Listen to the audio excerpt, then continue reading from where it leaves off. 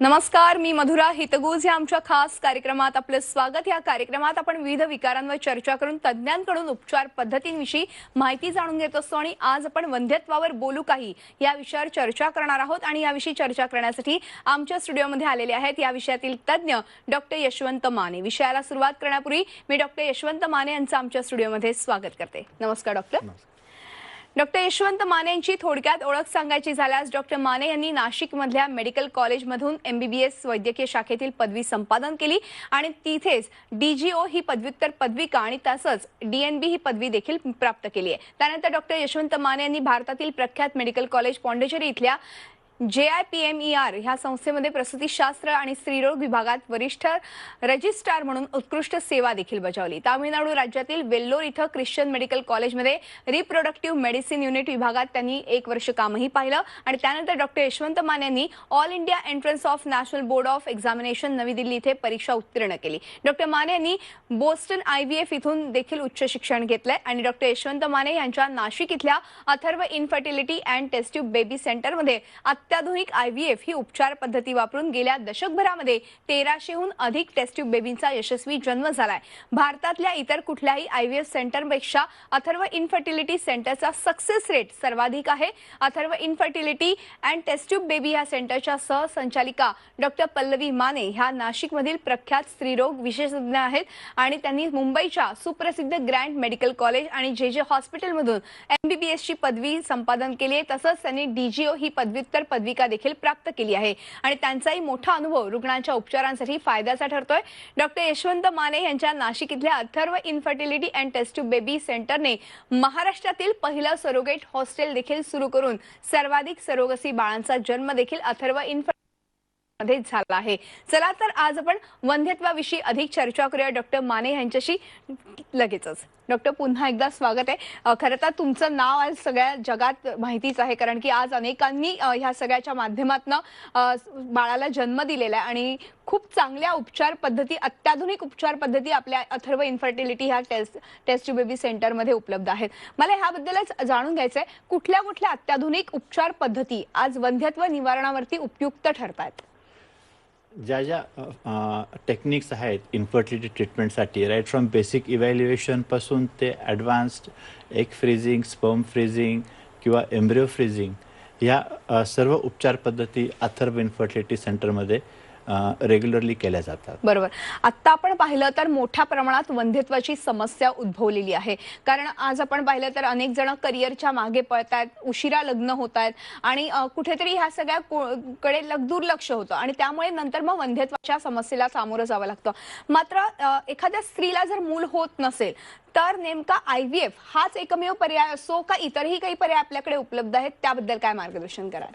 निश्चितपणे प्रत्येक जोडप्याला हा IVF हा एकमेव उपचार पद्धत आहे हे असं बिलकुल नाही।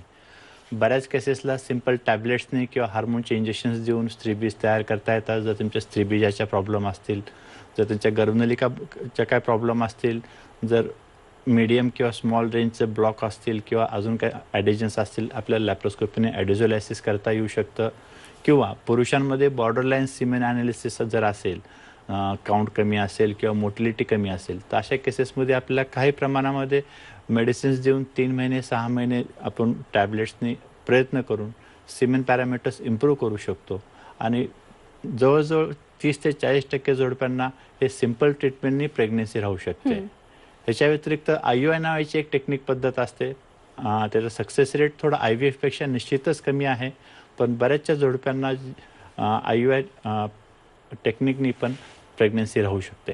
बरोबर। आता तुम्ही जसं IUIचा उल्लेख केलेला आहे, बऱ्याचदा असं होतं की जेव्हा आपल्याला मूल होत नाहीये तेव्हा सुरुवातीला काही औषधं गोळ्या दिल्या जातात, इंजेक्शन दिले जातात हे इनिशियल स्टेजला, मात्र दुसरी स्टेज असते ती IUI आपण उपचार पद्धतींकडे वळायची। मग ही IUI उपचार पद्धती नेमकी काय असते, अर्थातच ह्याबद्दल काय सांगाल? IUI साठी बेसिक 3 गोष्टी नॉर्मल असणं गरजेचं आहे। एक म्हणजे स्त्रीचं ओव्ह्युलेशन रेग्युलर व्हायला पाहिजे, जे आपण सोनोग्राफी चेक करतो।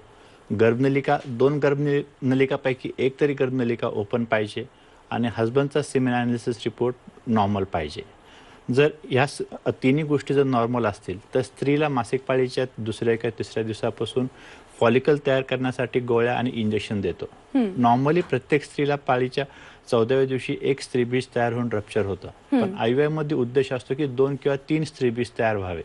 मग ते स्त्रीबीज कसे तयार होतात ते आपण सोनोग्राफीवरती मॉनिटर करतो. सोनोग्राफीवरती स्त्रीबीज मॅच्युअर होतात, एक ट्रिगरचं इंजेक्शन देऊन मग हजबंडचं सिमेन सॅम्पल घेतो, त्यातले बेस्ट स्पर्म सेपरेट करतो आणि जे चांगल्या क्वालिटीचे हायली मोटाईल कॉन्सन्ट्रेटेड स्पर्म्स आहेत ते ओव्ह्युलेशनच्या वेळेस डायरेक्ट गर्भपिशवीत आपण इन्सेमिनेट करतो. ह्याला आपण IUI असं म्हणतो. बरोबर. अर्थातच आता आपण IUI IVF बद्दल तर जाणून घेणारच आहोत, मात्र पुरुषांसाठी देखील खरं तर वेगवेगळ्या ट्रीटमेंट्स आज उपलब्ध आहेत. कारण की बऱ्याचदा सिमेन्स काउंट कमी असेल तर प्रेग्नन्सी राहण्यासाठी कुठे अडचणी निर्माण होऊ शकतात. ह्या सगळ्याबद्दल मला जाणून घ्यायचंय. मात्र तुम्हाला या कार्यक्रमादरम्यान जर डॉक्टरांना काही प्रश्न विचारायचे असतील तर तुम्ही आमच्या नंबरवरती संपर्क साधू शकता. त्यासाठी आमचा नंबर लिहून घ्या 022 710 55 160 022 710 55 160 या क्रमांकावर ह्या कार्यक्रमादरम्यान तुम्ही संपर्क साधा आणि डॉक्टरांना तुमच्या मनातले प्रश्न किंवा तुमच्या काही अडचणी असतील तर नक्कीच तुम्ही संपर्क साधून विचारू शकता. तेव्हा लगेचच फोन उचला आणि डॉक्टरांशी संपर्क साधा. डॉक्टर, आता आपण IUI बद्दल बोललो, मात्र IUI हे सर्कल साधारणपणे किती वेळा करावं लागतं? काही केसेसमध्ये जास्त वेळा केल्यानंतर किंवा पहिल्या याच्यामध्ये देखील सक्सेस मिळू शकतो का? IUI मध्ये बेसिकली सर्वात इम्पॉर्टंट पॅरामीटर्स हे पाठीमागे मी 3 सांगितले त्याप्रमाणे आहेत. प्लस स्त्रीचं वय किती आहे. जर स्त्रीचं वय 30 वर्षापेक्षा कमी असेल तर आपण 3 सायकल किंवा मॅक्झिमम 6 सायकल करू शकतो. पण आमचा असा अनुभव आहे की IUI मध्ये जर रिझल्ट यायचा असेल तर पहिल्या 3 सायकलमध्येच सर्वात चांगला रिझल्ट येतो. स्त्रीचं वय 30 वर्षापेक्षा जास्त जर असेल तर 3 वेळेस IUI करून जर प्रेग्नन्सी राहत नसेल तर डेफिनेटली 4th सायकल IUI करणं योग्य राहणार नाही. जर प्रेग्नन्सी राहायची असेल तर फर्स्ट 3 सायकल मध्येच प्रेग्नन्सी राहू शकते. बरं, म्हणजे साधारणपणे आपण 3 सायकल पर्यंत प्रयत्न करू शकतो, नाहीतर मग आपल्याला पुढे IVF कडे वळावं लागतं. अर्थात आपल्याला कॉल्स यायला सुरुवात झाली आहे. पहिला फोन जो आलेला आहे आपल्या प्रेक्षकांचा, मंजुषा देशपांडे बोलतायत. नमस्कार, काय प्रश्न आहेत मंजुषा ताई? नमस्कार मॅडम, मी मंजुषा देशपांडे डोंबिवलीवरून बोलते आहे. बोला. माझं आता वय 51 वर्ष आहे. माझा पिरियड जो आहे तो 48व्या वर्षी माझा पिरियड गेला आणि त्याच्यानंतर दीड वर्षाने परत माझा पिरियड आला, तेव्हा नॉर्मल झाला आणि परत आता 1 वर्षानंतर मागच्या महिन्यात परत मला प्रॉब्लेम आलेला. तर असं होऊ शकतं का? बरं. खरं तर आपला विषय वंध्यत्वावरचा आहे, मात्र ह्यांना थोडा वेगळा प्रॉब्लेम आहे, तर त्याबद्दल काय सांगाल? त्यांना 51 वर्ष आता चालू आहे. 48व्या वर्षी त्यांची खरं तर पाळी गेली होती, मात्र पुन्हा एकदा आलेली आहे. तर असं काही होऊ शकतं का, असं त्यांचं म्हणणं आहे? या आता बेसिकली पेरिमेनोपॉझल किंवा मेनोपॉझल एज ग्रुपमध्ये या गेलेल्या आहेत आणि ह्या एज ग्रुपमध्ये असं मेन्स्ट्रुअल पॅटर्न असणं एकदम स्वाभाविक आहे. 1, 1.5, 2 वर्ष पिरियड बंद होतो आणि नंतर अचानकपणे ब्लिडिंग सुरू होतं. पण पोस्ट मेनोपॉझल पिरियडमध्ये जर ब्लिडिंग झालं तर तुम्ही ताबडतोब तुमच्या गायनेकोलॉजिस्टशी तुम्ही संपर्क साधा, काय टेस्ट करा, सोनोग्राफी करा किंवा एंडोमेट्रियल बायोप्सी करा. आणि पाळी बंद झाल्यानंतर ब्लिडिंग होणे हे एक युजली एंडोमेट्रियल हायपरप्लाझिया किंवा एंडोमेट्रियल कॅन्सरचं लक्षण असू शकतं. बरं, म्हणजे त्यांनी डॉक्टरांचा सल्ला घेणं याच्यासाठी फार महत्वाचं आहे. निश्चितपणे. अगदी. डॉक्टर, आता आपण IUI बद्दल बोललो. IUI आणि IVF या दोघांमध्ये नेमका काय फरक आहे, त्याबद्दल काय सांगाल? IUI हे सिंपल प्रोसिजर आहे ज्याच्यामध्ये आपण स्त्रीला इंजेक्शन देऊन स्त्रीबीज तयार करतो. 1 किंवा 2 स्त्रीबीज तयार करतो आणि त्याची वाढ कशी तयार होते ते बघतो सोनोग्राफीवरती. आणि जो ओव्ह्युलेशनच्या वेळेस मग हजबंडचं सिमेन सॅम्पल घेतो, बेस्ट स्पर्म सेपरेट करतो. वेगवेगळ्या पद्धती आहेत, लाईक स्विमअप टेक्निक आहे, डेन्सिटी ग्रेडियंट आहे, डिपेंडिंग अपॉन द काउंट आणि मोटिलिटी त्या पुरुषाची. मग शुक्राणू एकदा चांगल्या क्वालिटीचे तयार झाले ते इन्क्युबेशनसाठी आपण एक ½ an hour कार्बन डायऑक्साईड इन्क्युबेटरमध्ये ठेवतो, ज्याने मोटिलिटीला अजून जास्त प्रोत्साहन मिळतो. मग त्याच्यानंतर मग 0.2 to 0.5 ml semen sample directly गर्भपिशवीत आपण इन्सेमिनेट करतो. हे झालं IUI ची पद्धत. IVF ही थोडी मोर ॲडव्हान्स्ड, मोर टेक्निकली साऊंड प्रोसिजर आहे. एकरीत्या IUI ही एक ब्लाइंड प्रोसिजर आहे, पण IVF मध्ये आपल्याला प्रत्येक स्टेप मॉनिटर करता येते डोळ्यांनी.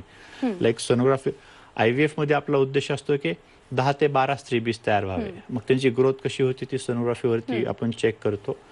सोनोग्राफीवरती फॉलिकल मॅच्युअर झाले की मग आपण स्त्रीबीज बाहेर काढतो, त्याला ओव्हम पिकअप म्हणतो. मग स्त्रीबीज बाहेर काढल्यानंतर ते एगची क्वालिटी बघतो, मॅच्युअर आहेत का इमॅच्युअर आहेत. इमॅच्युअर एग आपण सेपरेट करतो आणि तेव्हा हजबंडचं सिमेन सॅम्पल घेऊन मग त्या एगला आपण डिन्यूड करतो. अथर्व फर्टिलिटी सेंटरमध्ये आम्ही सुरुवातीपासून इक्सी फॉर ऑल टेक्निकच वापरतो. कन्व्हेन्शनल IVF नावाचा प्रकार आम्ही वापरतच नाहीये. इक्सी फॉर ऑल वापरल्यामुळे मग त्या स्त्रीबीजाला आपण डिन्यूड करतो आणि जे मॅच्युअर स्त्रीबीज आहेत त्याला आम्ही मेडिकल लँग्वेजमध्ये ग्रेड M2 स्टेज एग म्हणतो. त्या एगमध्ये एक शुक्राणू इंजेक्ट करून त्याला फर्टिलाइज करतो. फर्टिलाइज केल्यानंतर मग मीडिया चेंज करून आम्ही इन्क्युबेटरमध्ये ठेवतो. बरोबर. मग 16 to 18 आवर्स नंतर मीडिया चेंज करतो, त्याचं फर्टिलायझेशन चेक करतो, अनफर्टिलाइज एग ते सेपरेट करतो आणि नंतर जे फर्टिलाइज एग आहेत त्यांना आम्ही इन्क्युबेटरमध्ये 3 दिवसापर्यंत ग्रो करतो. 3 दिवसाच्या पिरियडमध्ये साधारण 8 सेलर एम्ब्रिओ तयार व्हायला पाहिजे. मग पाहतो की किती ग्रेड 1 8 सेलर एम्ब्रिओज आहेत. सर आपल्याकडे समजा चांगले 8 सेलर एम्ब्रिओ असतील तर त्याला आपण एक्सटेंडेड कल्चरमध्ये ठेवतो, म्हणजे आपण ब्लास्टोसिस्ट कल्चर म्हणतो. ब्लास्टोसिस्ट कल्चरमध्ये आपण आपल्याला समजा 4 किंवा 5 ग्रेड 1 क्वालिटीचे ब्लास्टोसिस्ट जर मिळाले तर त्यातले 2 ब्लास्टोसिस्ट आपण निवडतो आणि मग ते 2 ब्लास्टोसिस्ट ट्रान्सफर करतो. बरं, म्हणजे योग्य अंड्याची निवड करून आपण ते त्या महिलेमध्ये ट्रान्सफर करतो. योग्य अंड्या नाही, एम्ब्रिओ. आणि उरलेले जे काही ग्रेड 1 क्वालिटीचे ब्लास्टोसिस्ट असतात ते फ्युचरसाठी आपण फ्रीज करून ठेवतो. तो IVF मध्ये प्रत्येक स्टेपला आपल्याला समजतं की एक क्वालिटी कशी आहे, एकची फ्रॅजिलिटी कशी आहे, ग्रॅन्युलर एग आहेत की नाही, स्मूथ एंडोप्लाझमिक रेटिक्युलम एग मध्ये आहे की नाही, एगचं फर्टिलायझेशन व्यवस्थित होतंय की नाही, डिजनरेशन होतंय की नाही, एम्ब्रिओची ग्रेडिंग कशी आहे, ग्रेड 2 ग्रेड 3 एम्ब्रिओज कसे आहेत, किती आहेत हे चेक करता येतं. आणि IVF मध्ये आपल्याला प्रत्येक स्टेप चांगल्या प्रकारे मॉनिटर करता येते, म्हणून त्याचा सक्सेस रेट IUI पेक्षाही जास्त आहे. अगदी अगदी. डॉक्टर, आता तुम्ही म्हणालात ही IVF ट्रीटमेंट सक्सेसफुल आहे, मात्र हे साधारणपणे ही ट्रीटमेंट कधी सुरू करावी आणि कोणी सुरू करावी, कोणासाठी योग्य ठरू शकते? आता कुणासाठी ही योग्य ठरू शकते? Any married couple who are trying for pregnancy and pregnancy राहत नसेल, when conventional treatments like ovulation induction IUI नी रिझल्ट नाही आला, अशा केसेस IVF ला निश्चितपणे प्रयत्न करू शकतात. पुरुषांमधले काय फॅक्टर्स असतात, स्त्रियांमधले काय फॅक्टर्स असतात, काय वेळेस दोघांमध्ये काय प्रॉब्लेम असतात, किंवा असं होऊ शकतं की दोघांचे रिपोर्ट्स नॉर्मल आहेत. मग अशा केसेसला आपण IVF ही ट्रीटमेंट पद्धत सांगतो. IVF ची ही ट्रीटमेंट पद्धत युजली पाळीच्या दुसऱ्या दिवसापासून सुरू करतो. दुसऱ्या दिवशी स्त्रीचं सोनोग्राफी करतो, तिचे काय बेसिक ब्लड रिपोर्ट्स आपण करतो, हार्मोनल प्रोफाईल सुद्धा करतो, थायरॉइड प्रोलॅक्टिन चेक करतो आणि मग तिचे एज आणि अँट्रल फॉलिकल म्हणजे स्त्रीमध्ये ओव्हरीमध्ये किती स्त्रीबीज आहेत त्या अनुषंगाने तिचा स्टिम्युलेशनचा डोस ठरवतो. जर सर्व जर व्यवस्थित असेल, अँट्रल फॉलिकल काउंट समाधानकारक असेल, एज पण व्यवस्थित असेल, तर एक फिक्स डोस असतो इंजेक्शनचा. ते सुरुवातीला आपण 5 दिवस पेशंटला देतो. पहिले इंजेक्शन आपण पेशंटला हॉस्पिटलला देतो, बाकीचे इंजेक्शन पेशंट घरी जाऊन स्वतः घेऊ शकतात. डायबिटीस पेशंटला जसे इन्सुलिनचे इंजेक्शन्स असतात ते सिंपल इंजेक्शन्स असतात, जे पेशंट सेल्फ ऍडमिनिस्टर करू शकते किंवा बऱ्याचशा वेळेस त्यांचे हजबंड त्यांना हेल्प करतात. तेही शक्य नसेल तर घराजवळ जे काही लोकल डॉक्टर असतील त्यांच्याकडनं ते इंजेक्शन्स घेऊ शकतात. 5 दिवस इंजेक्शन्स घेऊन झाल्यानंतर 6व्या दिवशी सोनोग्राफी करतो. सोनोग्राफीवरती बघतो की फॉलिकल ग्रोथ कशी आहे. जर फॉलिकल ग्रोथ सॅटिस्फॅक्टरी असेल आणि फॉलिकल ग्रोथ 13 मिलीमीटर जर असेल तर आपण दुसरं एक इंजेक्शन ऍड करतो, अँटागॉनिस्ट नावाचं, आणि फॉलिकल मॅच्युअर होईपर्यंत इंजेक्शन्स कंटिन्यू करतो. जेव्हा फॉलिक्युलर जे लिडिंग फॉलिकल साईज जेव्हा 18 मिलीमीटर पर्यंत होतं तेव्हा आपण एक शेवटचं मॅच्युरेशन इंजेक्शन देतो, ते आपण ट्रिगर म्हणतो. आणि 35 तासानंतर आपण ओव्हम पिकअप करतो. तेव्हा पेशंटला स्त्रीला ऍडमिट करतो, छोटीशी भूल देऊन सोनोग्राफीद्वारे आपण स्त्रीबीज बाहेर काढतो. ह्याला आपण ओव्हम पिकअप असं प्रोसिजर म्हणतो. म्हणजे ही अशा पद्धतीने ही प्रोसेस असते एवढी मोठी, म्हणजे साधारणपणे ह्या सगळ्या प्रोसेसला किती वेळ लागतो ह्याबद्दल तर मला तुमच्याकडनं जाणून घ्यायचंय. पण आपल्याला फोन आलेला आहे अजून एक. देवराम शिंदे बोलतायत सोलापूरवरनं. नमस्कार, काय प्रश्न आहे? मॅडम, हा बोला. आमच्या लग्नाला आता 7 वर्ष झाली, अजून आम्हाला काही मुलबाळ नव्हतं. आणि तुमचा प्रश्न कळत नाहीये, पुन्हा एकदा सांगाल? लग्नाला आमच्या 7 वर्ष झाली, म्हणलं काही अजून गर्भधारणा झाली नाही. आता 5 वेळेस IUI केलं, 5 वेळेस. बरं. आणि त्याच्यानंतर 5 वेळेस IUI ने फरक पडला नाही. नंतर आता अचानकच असं नैसर्गिकरित्या गर्भधारणा झाली, पण 2.5 महिन्यानंतर अंगावरच जातंय आता. तर त्याला काय उपाय? वय किती आहे त्यांचं? ते वय 25 वर्ष आहे. 25 वर्ष. आणि तुमचं वय किती आहे? माझं 32 आहे. बरं बरं. आणि लग्नाला किती वर्ष झाली आहेत तुमच्या? आता 7 वर्ष होते फेब्रुवारी. बरं देवराम, तुमचा प्रश्न कळलेला आपण त्यांच्याकडनं जाणून घेऊया, डॉक्टरांकडनं.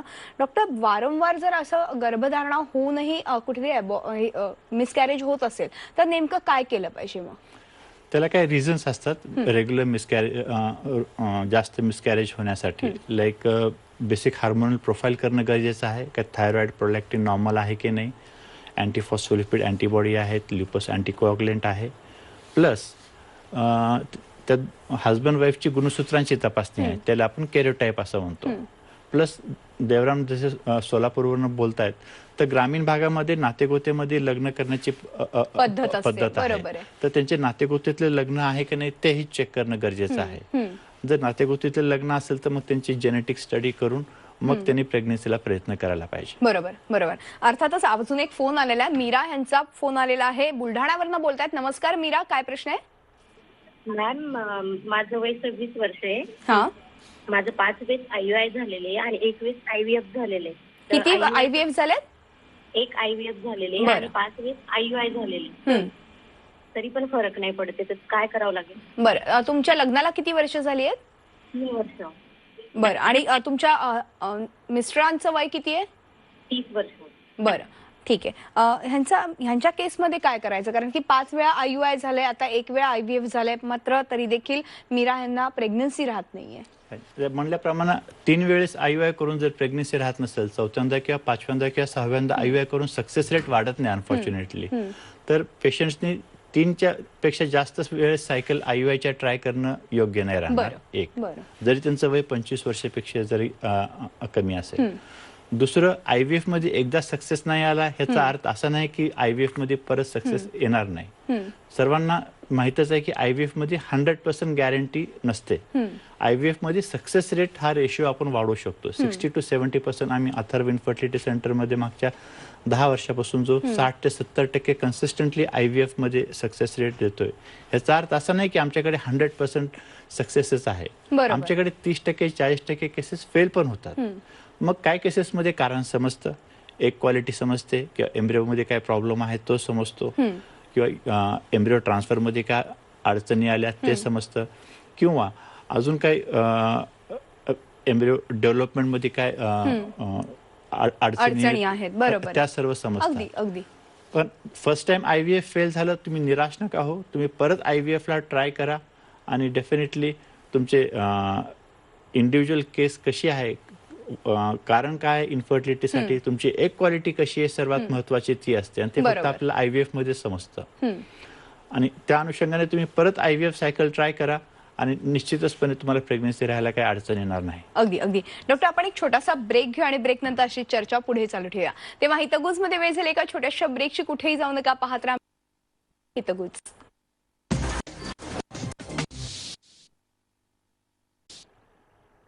ब्रेक नंतर हितगुज मध्ये आपलं पुन्हा एकदा स्वागत. आणि आज आपण वंध्यत्वाविषयी चर्चा करतोय आणि माझ्यासोबत आहेत डॉक्टर यशवंत माने. आपण पुन्हा एकदा चर्चेकडे वळूया.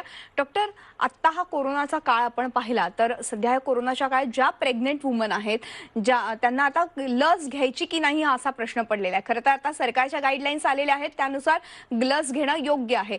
त्याबद्दल काय मार्गदर्शन कराल? निश्चितपणे ज्या ज्या प्रेग्नंट किंवा गरोदर महिला आहेत त्यांनी प्रत्येकाने कोरोनाचे वॅक्सिन घेतलंच पाहिजे. इवन ज्या प्रेग्नन्सीला प्लॅन करतायत त्यांनी पण लवकरात लवकर वॅक्सिन घ्यायला पाहिजे. हे वॅक्सिनच्या अनफॉर्च्युनेटली हे नवीन आजार आहे, ज्या क्लिनिकल ट्रायल्स नाही आहेत. तर आमच्या फॉक्सी सोसायटीने असे गाईडलाईन्स केलेले आहेत की पहिले 3 महिने फर्स्ट ट्रायमेस्टर प्रेग्नन्सीचे वॅक्सिन अवॉइड करा. बाकीचे सेकंड ट्रायमेस्टर किंवा थर्ड ट्रायमेस्टरमध्ये तुम्ही निश्चितपणे वॅक्सिन घेऊ शकता. आणि ज्यांना प्रेग्नन्सीला प्लॅन करायचं आहे हे वॅक्सिन घेऊ शकता आणि ॲब्सोल्युटली सेफ इफेक्टिव्ह आहे. बरोबर. एक शेवटचा आणि महत्त्वाचा प्रश्न तो म्हणजे अथर्व इन्फर्टिलिटीमध्ये कशा पद्धतीने ह्या सगळ्यावरती अत्याधुनिक उपचारांद्वारे प्रेग्नन्सी राहू शकते, अगदी थोडक्यात काय सांगाल? अथर्व इन्फर्टिलिटी सेंटरमध्ये Like we have the best state of art IVF lab. We have the best endoscopy theatre. Karl Storz आमच्याकडे एंडोस्कोपी थिएटर आहे. We have Voluson E6 sonography machine आहे. We have a very good supports team right from doctor Pallavi Mane, doctor Surekha, Sanjay Sable, Sameer. एकाचं नाव घेणं चुकीचं बरोबर आहे. आहे, पण पूर्ण टीम आहे. बरोबर आहे. आणि पूर्ण टीमचं ह्याच्यामध्ये कॉन्ट्रीब्युशन आहे खरंय. इक्वली. आणि ह्या पूर्ण टीमवर्कमुळे अथर्व इन्फर्टिलिटीचा सक्सेस रेट निश्चितचपणे खूप चांगला आहे. अगदी डॉक्टर, खरं तर वेळ संपल्यामुळे आज आपल्याला इथेच थांबावं लागतंय, मात्र तुम्ही आलात आणि खूप छान आणि मोलाची माहिती खरं तर आपल्या प्रेक्षकांपर्यंत पोहोचवली, त्याबद्दल मनपूर्वक आभार. आणि यानंतर हितगुज या आमच्या खास कार्यक्रमात आज आपण इथेच थांबतो. तुम्ही पाहत राहा आमचा खास कार्यक्रम हितगुज.